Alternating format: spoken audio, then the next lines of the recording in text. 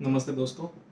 आज हम लोग बात करेंगे कुछ कैश पेमेंट और कैश रिसिप्ट्स जो इनकम टैक्स में अलाउड है या जो इनकम टैक्स में अलाउड नहीं है। क्योंकि हम देख रहे हैं कि जो अभी एग्जिस्टिंग गवर्नमेंट है, इसका मेन फोकस जो है वो डिजिटल ट्रांजेक्शन्स को बढ़ावा देना है, जिसके कारण से यूपीआई और एनईएफटी और अन्य डिजिटल माध्यम से पेमेंट काफ़ी बढ़ा है, ये हम देख चुके हैं। लेकिन इनकम टैक्स में भी काफ़ी ऐसे प्रावधान हैं जो आपको एक लिमिट के ऊपर कैश लेने से और कैश देने से मना करते हैं या फिर पेनल्टी लगाते हैं, जिससे ये कैश ट्रांजेक्शन्स कम हो सके। तो हम आज उन्हीं इनकम टैक्स प्रावधान की बात करने जा रहे हैं जिससे आपको ध्यान रखना है, जिससे कि आप पेनल्टी से बच सकें और कोई टैक्स में होने वाले नुकसान से बच सकें। तो पहले हम बात करेंगे कैश लेने के बारे में। तो कौन कौन से ऐसे ट्रांजेक्शन्स हैं जिसमें एक लिमिट के ऊपर आप कैश नहीं ले सकते, पहले हम वो डिस्कस करेंगे। तो सबसे पहले आता है सेक्शन 269SS। 269SS कहता है कि यदि आप कोई भी लोन कोई भी अमाउंट 2 लाख से ऊपर लेते हैं किसी भी एक ट्रांजेक्शन के लिए, तो किसी भी एक ट्रांजेक्शन के लिए तो वो अलाउड नहीं है। अलाउड नहीं है इसका मतलब कि अगर आप लेते हैं तो उस पर आपको 100% पेनल्टी भरनी पड़ेगी।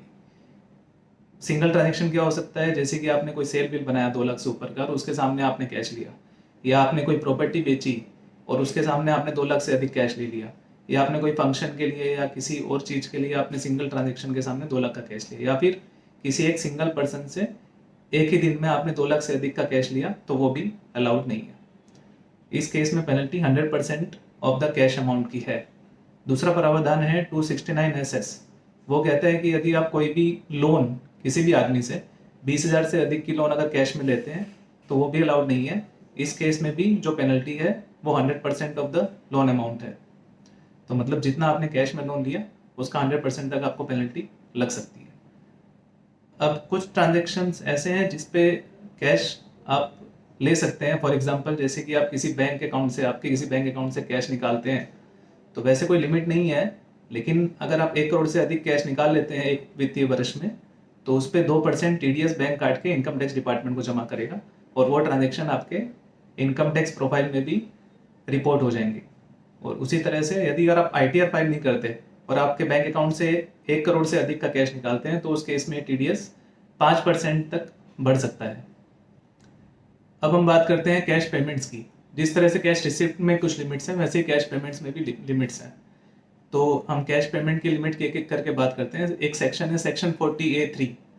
तो यदि आप किसी पर्सन को आपके बिजनेस एक्सपेंस के लिए 10,000 से ऊपर का पेमेंट कैश में करते हैं, किसी पर्सन को इन अ सिंगल डे 10,000 से ऊपर का कैश पेमेंट करते हैं, तो उस केस में इनकम टैक्स में अलाउड नहीं है। अगर आप करते हैं तो ये जो खर्चा है आपको इनकम टैक्स फाइल करते वक्त आपके प्रॉफिट एंड लॉस में इनकम में से माइनस नहीं मिलेगा। इसका मतलब ये खर्चा आपका खर्चा नहीं माना जाएगा। ये लिमिट ट्रांसपोर्टर के लिए 35,000 रुपये है। उसी तरह से यदि आप कोई किसी पर्सन से कैश लोन लेते हैं, तो सेक्शन 269ST के तहत आप कैश पेमेंट करते हैं, तो 269ST के तहत आपका ये कैश पेमेंट अगर 20,000 से ऊपर का है तो भी ये अलाउड नहीं है। इस केस में भी आपको पेनल्टी जो है वो पूरे कैश रीपेमेंट तक की लग सकती है।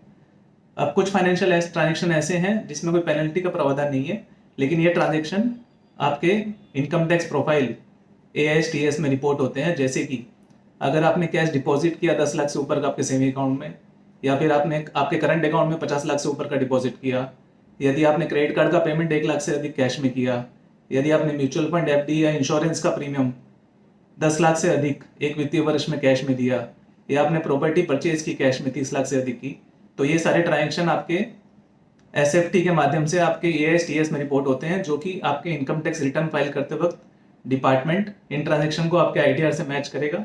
अगर उसे मिसमैच मिलता है या रिकंसिलेशन नहीं होता है तो आपको नोटिस भी आ सकता है।